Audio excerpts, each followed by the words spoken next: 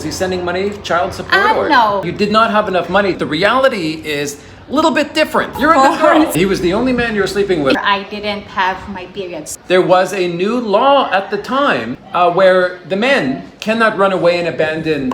Even you, because you are a guy, you can calculate. And I am innocent, maybe. I didn't want to get an abortion. Thank you. You don't want to kill your baby. I made a test and then it was positive. So he was down for 45 days on this, and you didn't realize you're pregnant. Period, September. I didn't have my monthly period. After he came over here, September, and then I have my period, September. Not much money. So can I ask, what was the guy's job? Why was this law not being executed? Why was he not being forced to send money to you?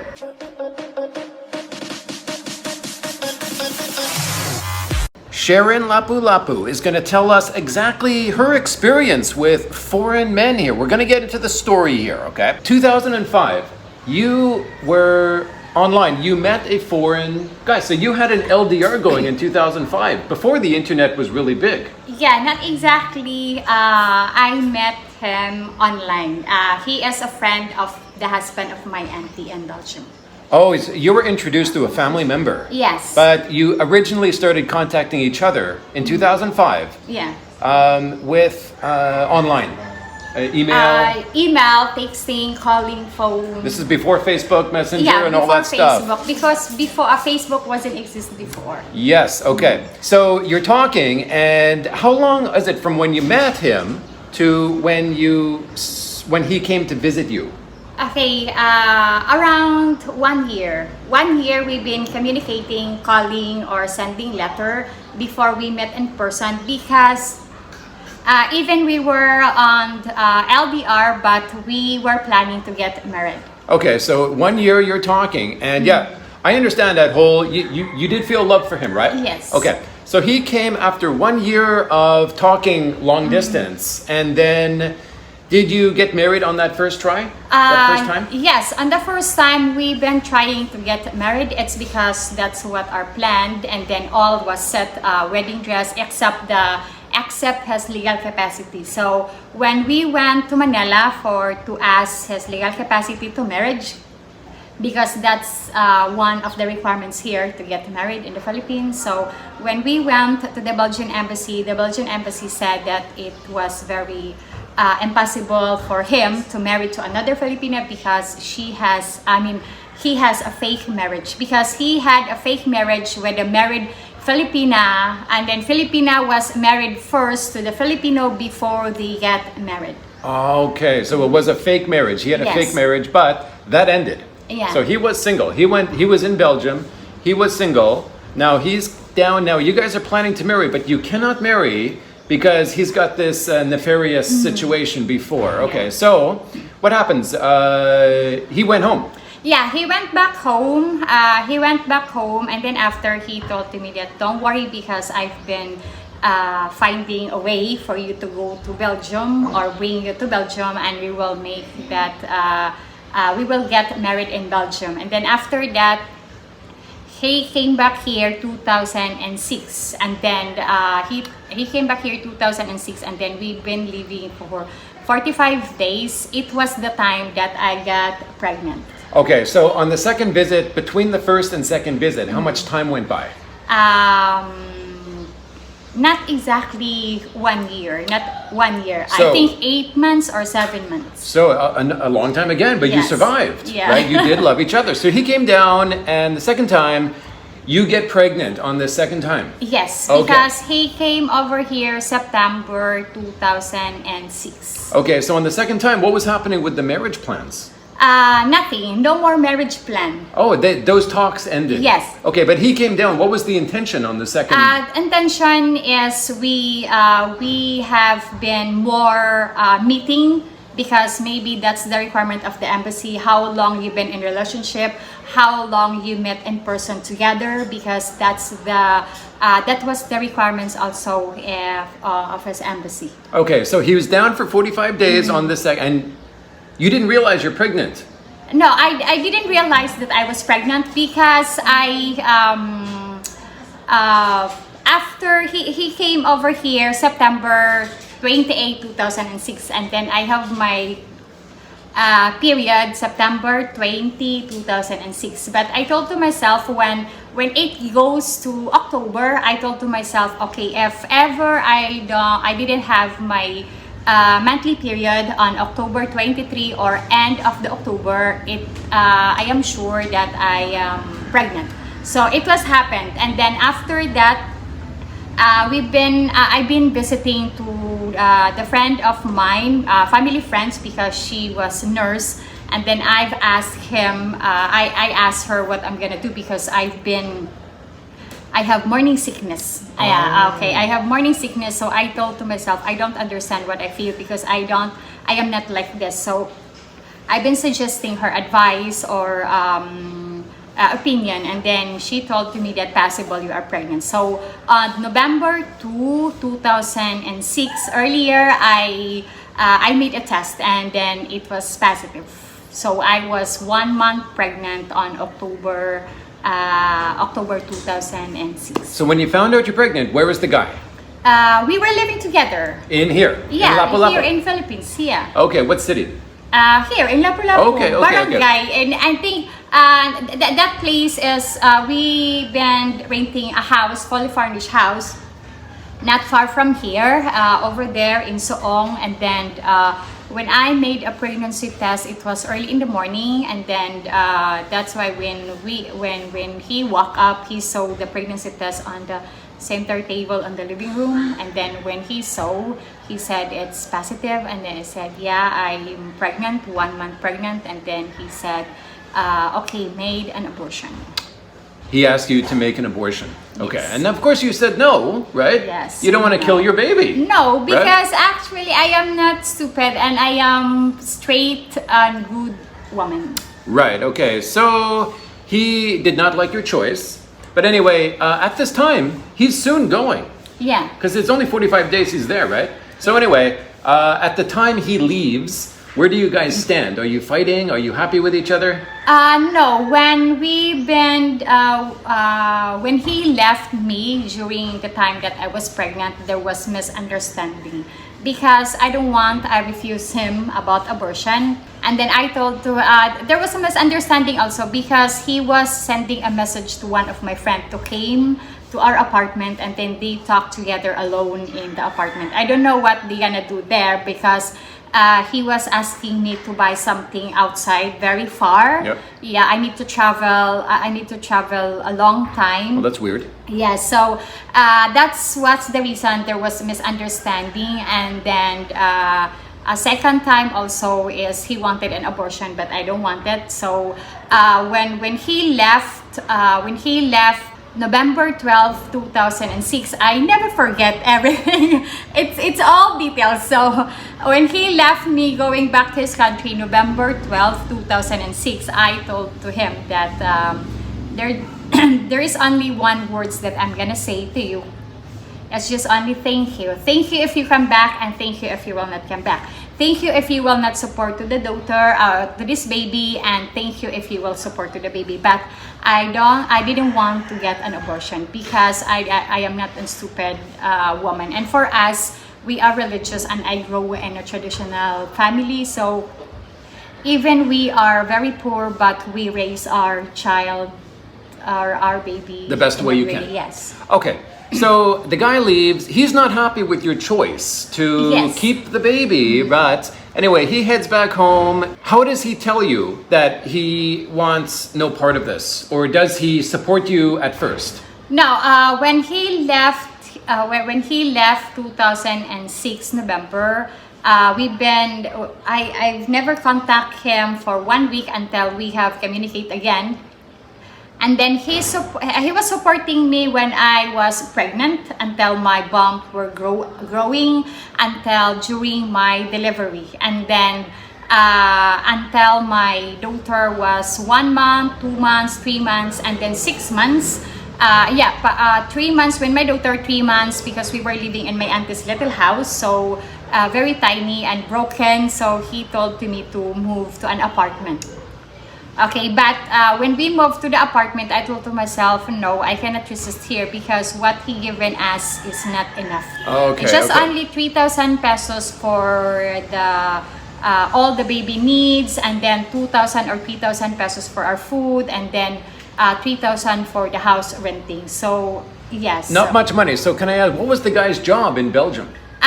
Before, what I knew his job before was a driver of a delivery truck of one of the bakery in Belgium. Okay. Yeah. So he was not a lawyer, not getting a big No. salary already. No. So he did not have much extra money.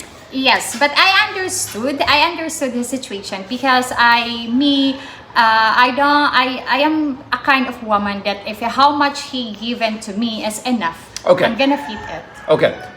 So how did this relationship end? Okay, the relationship end because when my daughter was 6 months, he stopped sending us for 1 month support. So I told to myself, no, I cannot. I have no. I didn't have any job for to pay to the apartment. So I decided to went back in my auntie's house to live. And then after, he was sending support again when my daughter was 8 months. 8 months, and then after 8 months stop again, and then he was sending again support when my daughter was 1 year and 2 months. Even for my daughter was 1 year old, he never sent any 100 pesos for buying a cake. Okay. So the money was not much, but he was not making much. But he sent something. I guess it's better than nothing. Yes, Okay. yes, but he stopped sending us 6, 7, 8, 9, 10. He stopped sending for around 4 months until he sent back again. Wow. Okay. So he Yeah. sort of sent whenever he wanted. Yeah. And then how did you survive in the meantime? I was survived because I was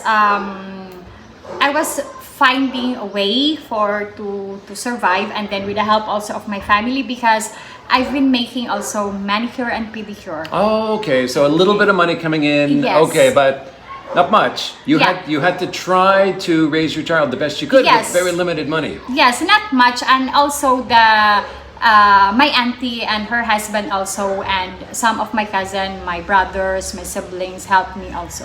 Filipinos and their families, right? Yes. Okay. So exactly, how did it end? It was end when my daughter was 1 year and 2 months. 1 year and 2 months, and then he was sending us, I don't remember, I think he was sending 5,000. That's the last, and then after that, I didn't hear from him anymore. He just ghosted you. Yeah, he Okay. was ghosting me, and then I told to myself, okay, I need to wait that my daughter will become 2 years old because maybe there will be time coming that he will searching on us, finding us, and then I also have auntie or family living there, so maybe he contact my auntie to contact us and then finding us. But when my daughter was 2 years old, I told to myself, okay, I think there will be no more hope that he was searching us. So that's why that was the time that I decided what I'm gonna try to make a profile in dating website. Okay, so how long was it between when you sort of last heard from the father of your child to when you actually met your second man? Okay, 1 year, because at that time my daughter was 2 years old, and then I met my deceased husband. When my daughter was 3 years old. Okay, so you met him. Okay, so Yeah. now the father of your child is sort of out of your life now, and now you are online. You're looking for a new guy, but this guy is also from Belgium. Yeah, I didn't expect why. I don't know why he is coming from Belgium. But at the first place, when he was sending a message to me, I refused him because I told to him no. You're sick of Belgium men. Yeah, Okay. I don't want to entertain a man from Belgium again because of I had a bad experience with the father of my daughter. Sure. But he said to me that no, because let's try, because not all the men are the same, even in our country. So Right. what if we getting to know more, and then let's try to be friends. But I said, okay, let's try. So friend turned into a relationship. But Okay. even we were in LDR relationship, I had some doubts. Okay. If he is serious, if because we are very far away, and then I heard also that some foreigners are playboy or have course. so much Filipinas. So I thought to myself, okay, I am not so really sure of this, but I feel sure when he told to me to bring my parents and the internet cafe because he want to ask my parents' permission if they agree that we will get married. Okay, and at this time, how long have you been talking to him? Talking LDR? Yes. 1 year before 1 year. we met. Yeah. Never met, and now he's asking you to get married. Yeah. Okay, good. Okay, so now he asked you to get married with your parents present at the internet cafe. And what year was this? About 2010? 2000 and yeah, 2000. No, 2011. I think. Okay, okay. So that's a big step. Your parents are there. He asked you to get married from the internet cafe. And then how long was it from there till he actually came to see you? Since we talked on the internet to bring my mom on the internet cafe, it was 5 months or 6 months Okay, before so he came over here. 5 or 6 months later, he flies into Lapu-Lapu to see you. And how long was this first visit of his? 1 month. 1 month. And did you get married? No, not yet. Because Okay. our plan before is we get married in Belgium. Okay, so he came over and the objective was kind of just get to know each other. Yeah. Okay. And so everything was good. After 1 month, how was your feeling? After 1 month, I feel good. I told to myself, okay, this is it. He is serious, and I'm sure that this is the right man for me. So maybe my pray to God was he give it what I wish. So yeah, and then after that. We were living together 1 year because we were supposed to, the plan before was to get married in Belgium. But since my auntie didn't want to help me, yeah, because it was, our plan before was apply a tourist visa or fiancé visa. But when I spoke one of Filipino guy who was working in Belgium embassy, he said that tourist visa or fiancé visa, it is 99.9% denied. Wow. Okay. So that's why when we've been separating for 2 years, and then we've been talking that I talked to him that possibly it will be denied. So we decided to get married here in the Philippines. So he came back after 2 years LDR. 2 more years. Oh, this is a lot of LDRs for you. Okay, Yes. so 2 years later, you are talking every day, and 2 years later, he comes back. And I guess you gave him a big hug when he came back, right? yes. Yes, okay, okay. So you really love each other at this time? Yes. And so how long was this second visit of his? 45 days. 45 days. And you did get married here in Lapu-Lapu? Yeah. Okay. Yes, and then we got married. But before I went to Manila, because we met in Manila. Because yeah, we met in Manila before to come over here in Lapu-Lapu. Because we went to the embassy to ask his legal capacity. Okay. So there will be an interview. But here for our documents, it was my uncle who took all the documents. Yeah. Why, does your uncle have a good job or something? No, not exactly have a good job, because before I had an uncle, he is a doctor, and then he was head of or boss in the local civil register office here in Lapu-Lapu. Okay. He was the person who signed for the marriage license to give it to people, and then signed to the birth certificate to register in their office or. Yeah, so he told to me that, okay, just go to Manila and then I will get some documents, the senomar of my husband, my senomar, and then so he got everything. Okay, so 45-day visit. You did get married in the 45 days. Yes. And then the guy takes back off to Belgium. And why you didn't go with him? It's because of some different problems. Okay, so some minor problems. You could not go, or? No, I could go, but I need to have, he needed me to send documents from his city hall. Okay. Yeah, for me to apply a visa. And then we found also a way how how to handle or how my daughter can come with me to go Belgium because he doesn't want or he didn't want my daughter to live here in the Philippines. Okay, he didn't want her to live here. Yes. He wanted her in Belgium. So he's a very good guy. Yes. He was going to bring you and your daughter to Belgium. Now, what was the one big problem why you did not go? His financial. Okay, so he did not make much money. What was his job? He was a retired engineer, and then he was retired engineer, and then the money that he received, it was just only from Social Security. Okay. And then he had only another house for renting, but he told me that I am not satisfied of my income because maybe the embassy will ask, or you must show that I have much more income so that I can support 2 people to travel.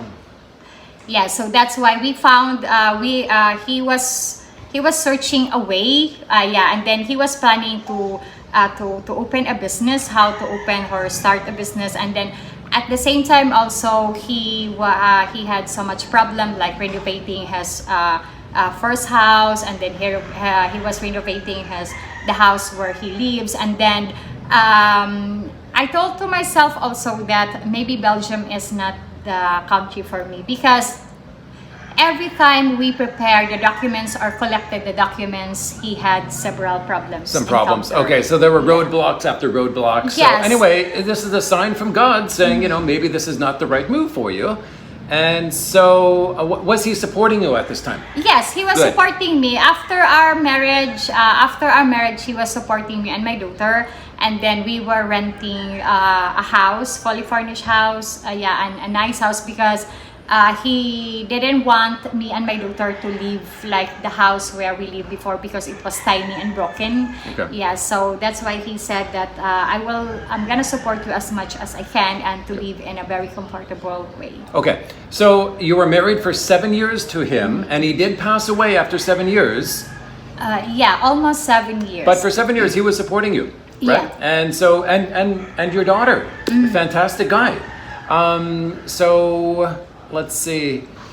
I wonder, how old were the 2 men? The first guy, the second guy. When I met the father of my daughter, he was 35 years old. Oh, young guy. Yeah. Okay. And how old were you at that time? I was 26 at the time Okay. because I delivered my daughter. I was 27. Okay, so 35, and then how the other guy was retired, so he was probably 60 something. No, because he retired early because the company that he been working before was closed, or the 2 owner was separated, and then they sold the company. How old was he? When I met him the first time, he was 53. 50. Oh, so he was pretty young too. 53, and I was 32. Okay. 30. Now, your husband passed away, and you could not. Sorry, that's okay. Oh, you're hot. Yeah. Okay. So you could not. He was supporting you. Yeah. And now he passes away, so you're sort of stuck. Okay, so then you needed some way to support your child, because if you're taking care of your child all day, it's hard to go around with your resume looking for a Yes. job in the heat, right? So, luckily, there was a new law at the time, coincidentally, where the men cannot run away and abandon their child. And it was his child, right? So Yes. he's in Belgium, you're in the Philippines, he is not supporting you, but legally, according to the UN, Duterte signed this law where the foreign men must support. So you're in this situation now. So this is fantastic. So now legally, the man has to support his child. And so, fantastic. So then he started sending you money, right? No. Oh. No, he didn't. I didn't know that law exists. Okay. So after my husband passed away, I told to myself, okay, this is the time now that I've been contacting to her father. So I've been searching in social media, and fortunately I found him. And then we've been talking a few.